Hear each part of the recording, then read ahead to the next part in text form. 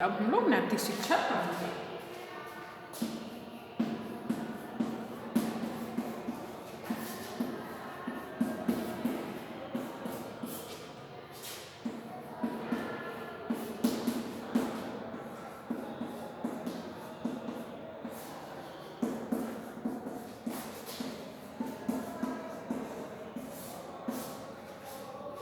ठीक है, चलिए आज हम लोग चैप्टर 7 राष्ट्रभाषा हिंदी पढ़ेंगे।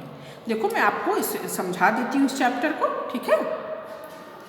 देखो बेटा, किसी राष्ट्र के समस्त देशवासियों में सच्चा प्रेम, संगठन और एकता की भावना को भरने के लिए राष्ट्रभाषा का होना आवश्यक है। इस बात से कोई बुद्धिमान इनकार नहीं कर सकता है। क्योंकि जहाँ लोग एक दूसरे की बात नहीं समझेंगे तो वहाँ आपस में एकता और भाईचारे का भाव कहाँ से आएगा, और एक दूसरे की भाषा कैसे समझेंगे जब कोई एक भाषा हमारी होगी। जब राष्ट्र की, हमारे राज्य की भाषा एक होगी, एक भाषा में हम बोलेंगे, हम लोग एक दूसरे की बात को समझ पाएंगे, तभी हमें एकता और भाईचारे का भाव, परस्पर प्रेम, सहयोग, एकता का भाव उत्पन्न होगा। तो ठीक है बेटा, इस नियम पर भारत की संविधान सभा में गंभीरता पूर्वक विचार किया गया। अंत में 14 सितंबर 1949 को यह निश्चय किया गया कि भारत संघ की राजभाषा हिंदी और लिपि देवनागरी होगी। हमारी राष्ट्रभाषा, राजभाषा कौन सी है? हिंदी है। राष्ट्रभाषा हिंदी है। तो किसी भी राष्ट्र के समस्त देशवासियों में सच्चा प्रेम, संगठन और एकता की भावना को भरने के लिए, है ना, एक राष्ट्रभाषा का होना आवश्यक है। तो भारत के संविधान निर्माण काल में देश की सभी नेताओं ने सर्वसम्मति से हिंदी को भारत की राष्ट्रभाषा स्वीकार किया। ठीक है। फिर इसके पश्चात ये प्रश्न उठा कि राष्ट्रभाषा के रूप में हिंदी के किस रूप को स्वीकार किया जाए, संस्कृत निष्ठ को या हिंदुस्तानी रूप? हमारी राष्ट्रभाषा, राजभाषा जब संविधान में हिंदी निर्धारित की गई तो फिर इस पे प्रश्न उठा कि हिंदी, कौन सी हिंदी अपनाई जाए, संस्कृत निष्ठ हिंदी या हिंदुस्तानी हिंदी? तो राष्ट्रीय पुरुषोत्तम दास टंडन संस्कृत निष्ठ हिंदी के पक्ष में थे और पंडित जवाहरलाल नेहरू हिंदुस्तानी के पक्ष में थे। लेकिन सर्वसम्मति से हिंदी का संस्कृत निष्ठ रूप जो है एक मत से विजयी हुआ और राष्ट्रभाषा में संस्कृत निष्ठ हिंदी का प्रयोग होता है। अब देखो बेटा, इसमें क्या है कि बिना, हम लोग तो समझ ही गए, किसी भी देश की, किसी भी राष्ट्र के समस्त देशवासियों में सच्चा प्रेम, एकता, अखंडता, भाईचारे को विकसित करने के लिए एक राष्ट्रभाषा का होना आवश्यक है। इस बात से कोई नहीं इनकार कर सकता है कि जहाँ लोग एक दूसरे की भाषा नहीं समझ पाएंगे तो वहाँ आपस में प्रेम कैसे जगेगा, परस्पर प्रेम और सहयोग की भावना उत्पन्न होना असंभव है। तो भारत की वर्तमान अवस्था को ध्यान में रखते हुए हमारी राष्ट्रभाषा कौन सी हो जिसे हम पूर्णतः अपनावें और जिसका प्रसार समस्त राष्ट्रवासियों को एक सूत्र में पिरोने के लिए करें, इस नियम पर भारत की संविधान सभा में गंभीरता से विचार किया गया। अंत में 14 सितंबर 1949 को यह निश्चय किया गया कि भारत संघ की राजभाषा हिंदी और लिपि कौन सी होगी? देवनागरी। तो भारत के संविधान निर्माण काल में देश के सभी नेताओं ने सर्वसम्मति से हिंदी को भारत का राष्ट्रभाषा स्वीकार किया। लेकिन फिर इस पर प्रश्न उठा कि कौन राष्ट्रभाषा में कौन सी हिंदी को अपनाई जाए, संस्कृत निष्ठ हिंदी को या हिंदुस्तानी? तो सर्वसम्मति से फिर संस्कृत निष्ठ हिंदी को ही अपनाई गई। यह एकमत गुरुमुख सी मुसाफिर का था जिन्होंने अपना हाथ बाद में खड़ा किया था। इस एक मत को कुछ साल बाद पराजित महारथियों ने इस रूप में प्रचारित किया कि हिंदी तो एक मत से जीती थी, यहाँ की राष्ट्रभाषा अंग्रेजी बनती यदि ज्ञानी गुरुमुख सिंह जी हिंदी के पक्ष में अपना मत न देते। जबकि तथ्य यह है कि राष्ट्रभाषा हिंदी या अंग्रेजी बने, ऐसा कोई विवाद नहीं था और न ही इस संबंध में मतदान हुआ था। मतदान तो हुआ था कि हिंदी राष्ट्रभाषा तो हिंदी रहेगी ही, लेकिन कौन सी हिंदी अपनाई जाए, संस्कृत निष्ठ हिंदी या हिंदुस्तानी हिंदी? तो हमारी राष्ट्रभाषा हिंदी में संस्कृत निष्ठ हिंदी अपनाई गई। ठीक है बेटा, अब हम लोग चलो, all of you take out a pencil and underline your question answer. पहला क्वेश्चन है इस चैप्टर का, राजर्षि टंडन अंग्रेजी के लिए 15 वर्ष की छूट देना क्यों नहीं चाहते थे? बोलिए।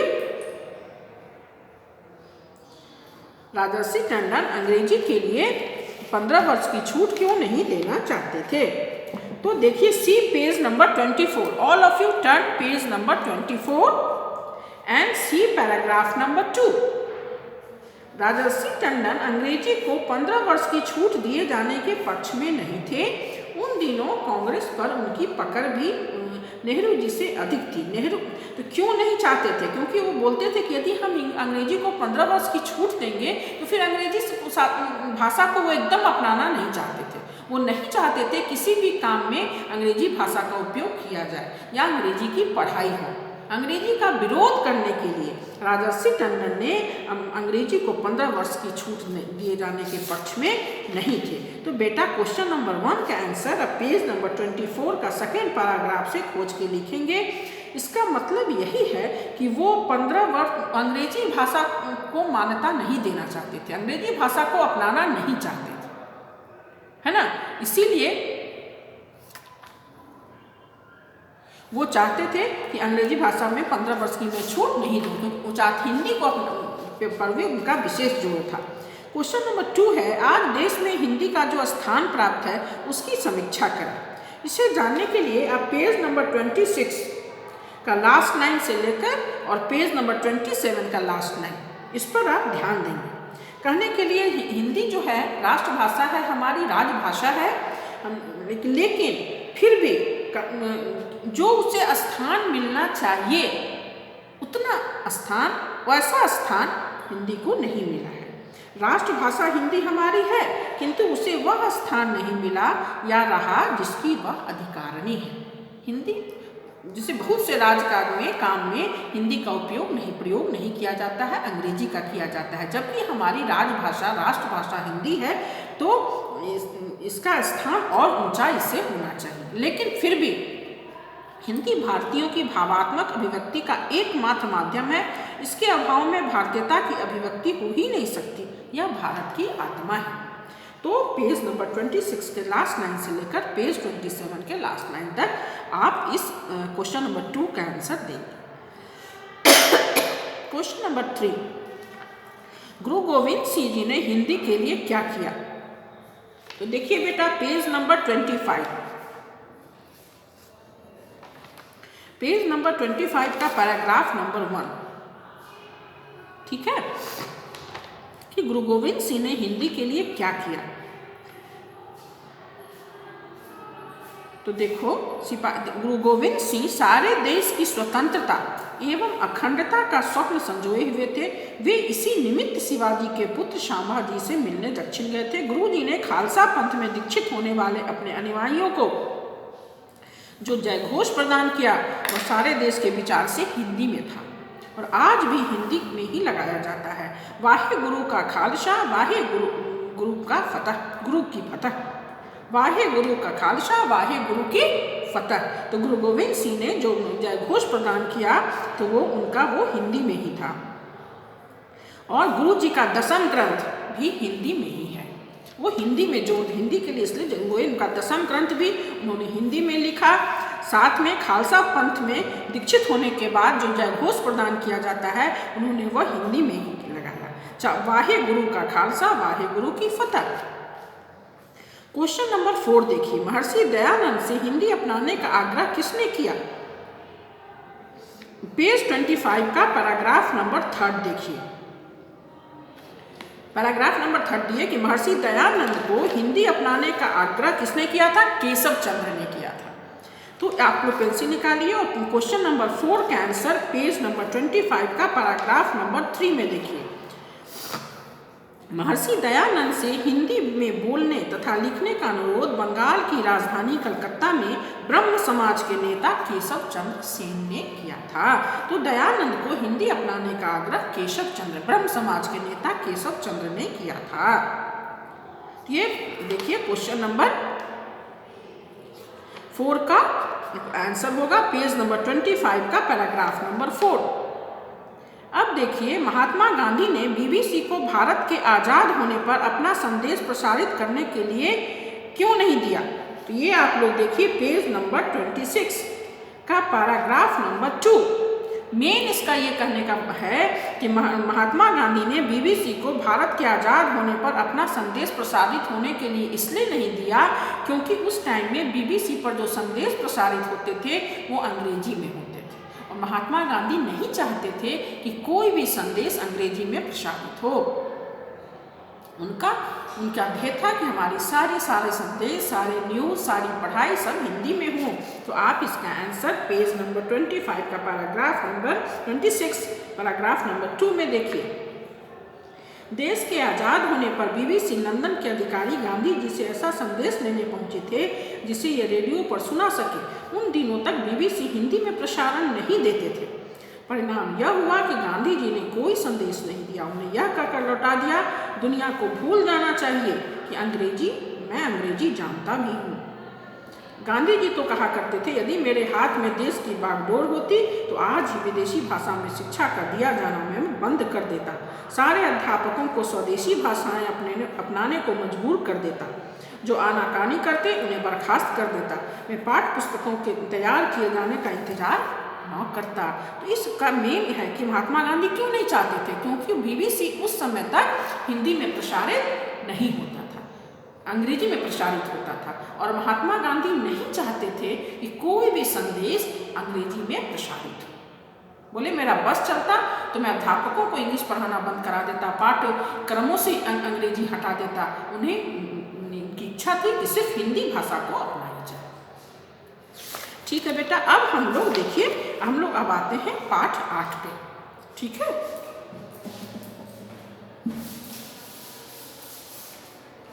हमारा पाठ 8 क्या है बेटा? पंच महायज्ञ।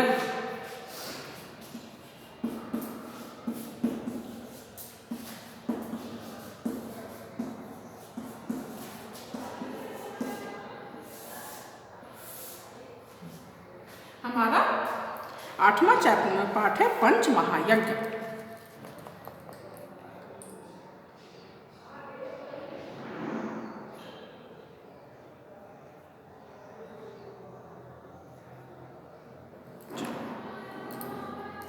पंच महायज्ञ में है, शास्त्रों में 4 प्रकार के कर्म बताए गए हैं। कौन कौन? नित्य कर्म, नैमित्तिक कर्म, काम कर्म और निषिद्ध कर्म। तो उसके बाद यहाँ पर हम लोगों को बोला गया पंच महायज्ञ। तो पंच महायज्ञ कौन कौन है बेटा? पंच महायज्ञ 5 हैं। ब्रह्म यज्ञ, देव यज्ञ, पितृयज्ञ, बलि वैश्य देव यज्ञ और अतिथि यज्ञ। हमारे 5 यज्ञ कौन कौन से हैं? यहाँ पर हमको पढ़ना है पंच महायज्ञ। तो पंच महायज्ञ में कौन कौन है? ब्रह्म यज्ञ, देव यज्ञ, पितृयज्ञ, बलि वैश्य देव यज्ञ और अतिथि यज्ञ। ये 5 हमारे यज्ञ हैं। तो चलिए बेटा, अब हम लोग सबसे पहले समझे ब्रह्म यज्ञ क्या है। तो ब्रह्म यज्ञ संध्या को कहा जाता है। प्रातः सायं ठीक स्नान करके आत्मा तथा परमात्मा का चिंतन करना ब्रह्म यज्ञ हुआ। दूसरा है देव यज्ञ। दूसरा महायज्ञ है, यह उपासना देवताओं की पुष्टि अर्थात पर्यावरण की शुद्धि के लिए किया जाता है। तीसरा यज्ञ है अतिथि यज्ञ।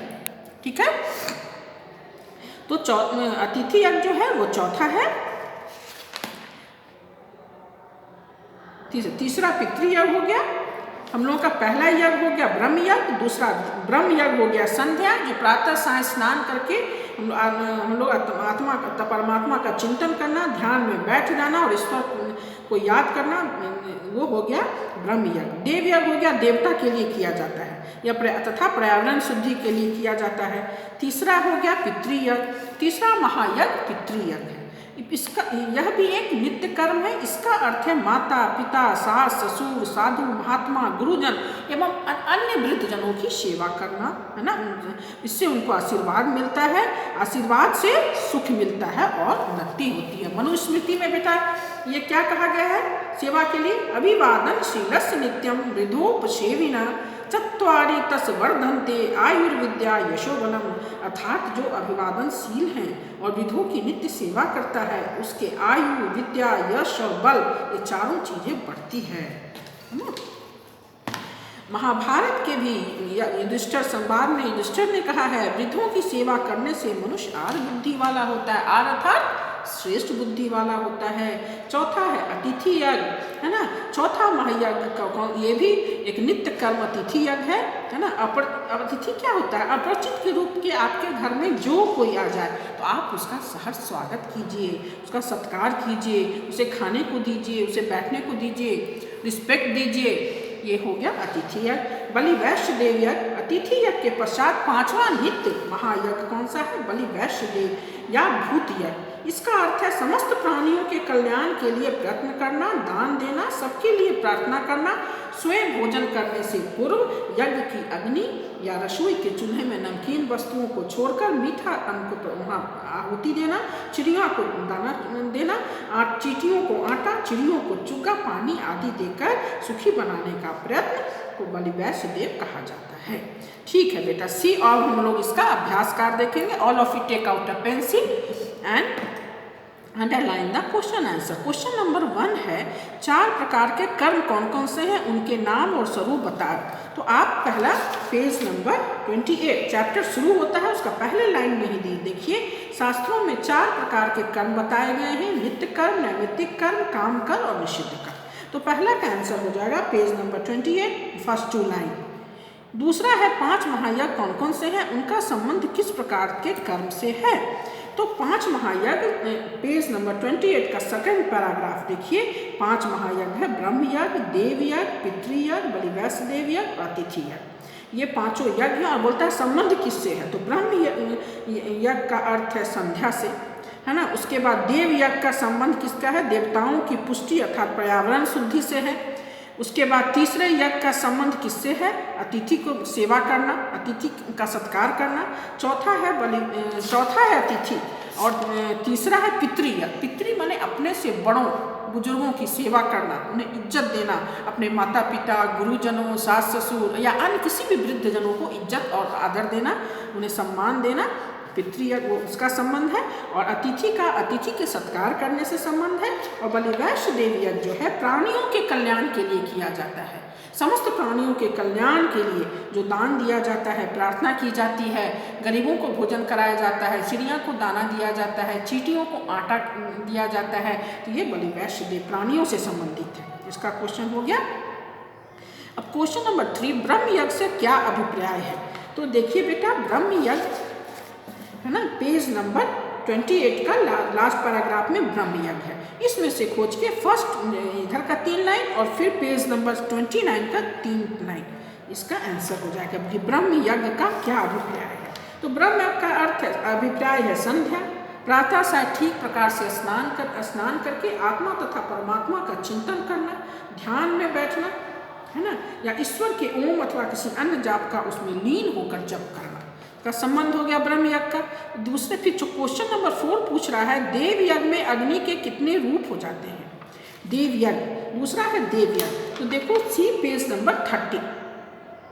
तो यहाँ जो उसमें आहुति देते हैं अग्नि में मंत्रों के साथ, तो जलने के साथ वहाँ जो है उसके 3 रूप हो जाते हैं। यहाँ पूछ रहा है ना, तो पेज नंबर 30 का फर्स्ट पैराग्राफ और सेकंड पैराग्राफ देखो, अग्नि के 3 रूप हो जाते हैं। एक तो राख है ना, जो जलने के बाद बच जाता है। दूसरा इसकी सुगंध और वस्तुओं के गुण है। अग्नि के 3 रूप हैं, एक राख है, दूसरा सुगंध है, और इसमें अग्नि, जल, वायु, प्रकाश, पृथ्वी, औषधि, वनस्पति, चंद्रमा को शांति मिलती है ना। और आहुति का तीसरा रूप इससे भी सूक्ष्म हो जाता है। यह रूप यज्ञ करने वाले के हृदय में जाकर उसके सूक्ष्म शरीर से लिपट जाता है। यह आत्मा जब स्थूल शरीर को छोड़ती है तो सूक्ष्म शरीर भी आत्मा के साथ आता है। इस सूक्ष्म शरीर से लिपटी हुई वे आहुतियाँ श्रद्धा और विश्वास बनकर आत्मा को सुंदर और सुख देने वाले लोकों में ले जाती है। आत्मा से जुड़ जाता है जो आहुति देते हैं, जो भक्त हैं उनकी आत्मा से पहला राख है, दूसरा सुगंध है और तीसरा आत्मा में लिप्त हो जाता है। 3 रूप है। उसके बाद चौथा 5वां क्वेश्चन है, देव यज्ञ पर्यावरण से किस प्रकार संबंधित है। तो पेज नंबर 30 देखो, पैराग्राफ नंबर 4 किस प्रकार संबंधित है पर्यावरण से। तो वेद मंत्रों के उच्चारण, अग्नियों और आहुतियों का प्रभाव पर्यावरण पर पड़ता है ना। अग्नि से वर्षा और जल की शुद्धि होकर वृष्टि द्वारा संसार को सुख प्राप्त होता है। ये हो गया पर्यावरण से ये संबंध है कि पर्यावरण को शुद्ध करता है, शुद्ध देता है, बारिश वृष्टि देता है, सुख प्रदान करता है, वर्षा होती है, वृष्टि होती है, जल को शुद्ध करता है, पर्यावरण को शुद्ध करता है। हो गया। उसके बाद है अभिवादनशील को किन 4 वस्तुओं की प्राप्ति होती है। तो पेज नंबर 31 पैराग्राफ नंबर 2, जो पितृयज्ञ के अंतर्गत ये जो क्वेश्चन है, अभिवादनशील को किन 4 वस्तुओं में प्राप्ति होती है। तो पितृयज्ञ में ये उस क्वेश्चन का आंसर है अभिवादनशील जो दिया हुआ है। अभिवादनशीलस्य नित्यं मृदोपसेविना चत्वारि तस् वर्धन्ते आयुर्विद्या यशोबलम। आयु, विद्या, यश और बल। क्वेश्चन का आंसर हो जाएगा अभिवादनशीलता से 4 वस्तुओं की प्राप्ति होती है, आयु, विद्या और यश और बल। ठीक है। चलो अब देखो पेज नंबर क्वेश्चन नंबर 7, पितृयज्ञ किस प्रकार किया जाता है। तो पितृयज्ञ पेज नंबर 31 का पितृयज्ञ आप देखिए, उसमें देखो कि पितृयज्ञ कैसे किया जाता है। तो पितृयज्ञ क्या होता है, अपने माता पिता, अपने सास ससुर, अपने गुरुजनों, साधु महात्मा, अपने कोई भी वृद्धजनों की सेवा करना, और इस सेवा से मनुष्य को आशीर्वाद मिलता है, आशीर्वाद से सुख मिलता है, उन्नति होती है। और इस प्रकार जो बड़ों की सेवा करने से 4 चीज़ की प्राप्ति होती है, आयु, विद्या, यश और बल। पितृयज्ञ करने से ये 4 चीज़ की प्राप्ति होती है। उसके बाद है अतिथि यज्ञ और बलिवैश्य देव यज्ञ की विधियों का उल्लेख कीजिए। तो अतिथि यज्ञ जो है पेज नंबर 32 में दिया हुआ है, और बलिवैश्य देव यज्ञ भी पेज नंबर 32 में दिया हुआ है। तो आप अतिथि यज्ञ में क्या है, कोई भी अपरिचित व्यक्ति, अतिथि की विधि क्या है, कोई भी आ जाए उन्हें स्वागत कीजिए, उन्हें खाने को दीजिए, बैठने को दीजिए, अच्छे से बात कीजिए, उनका सम्मान कीजिए। ये हो गया अतिथि यज्ञ, उनका सत्कार कीजिए। और बलिवैश्य देव यज्ञ क्या है कि कोई भी, देखो इसे भूत यज्ञ भी कहा जाता है, कि समस्त प्राणियों का कल्याण करना मुख्य बलिवैश्य देव यज्ञ जो है कैसे किया जाता है। तो किसी भी जैसे कि जब हम खाना बनाते हैं तो नमकीन को चुनकर मीठे व्यक्तियों को अग्नि में अर्पित करना, चींटियों को आटा देना, पक्षियों को दाना खिलाना, है ना, गरीब ब्राह्मणों को खाना देना, इस तरह से ये उन सबों को सुखी रखना। ये इसका अर्थ समस्त प्राणियों का कल्याण के लिए प्रयत्न करना इसका है। तो कैसे करेंगे, हम गरीबों को दान देंगे, चिड़िया को दाना देंगे, चींटियों को आटा देंगे, कोई भी पहले गाय को रोटी खिलाएंगे, या अग्नि, हम कोई भी नमकीन छोड़कर कोई भी मीठी चीज अग्नि में आहुति देंगे। तो ये उनकी विधि हो गई, और उद्देश्य है कि सब तरह से कल्याण करना, प्राणियों के कल्याण के लिए बलिवैश्य देव यज्ञ किया जाता है। ठीक है बेटा।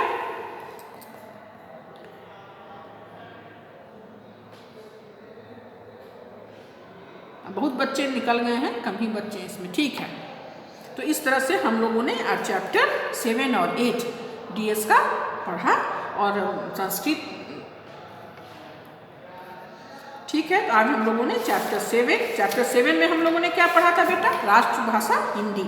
और चैप्टर 8 में हम लोगों ने पढ़ा पंचमहायज्ञ। ये दोनों चैप्टर आप लोग इसे अच्छे पढ़ के लीजिएगा। क्वेश्चन आंसर मैंने अंडरलाइन करा दिया है, आप इसे देख लीजिएगा। ठीक है बेटा, धन्यवाद।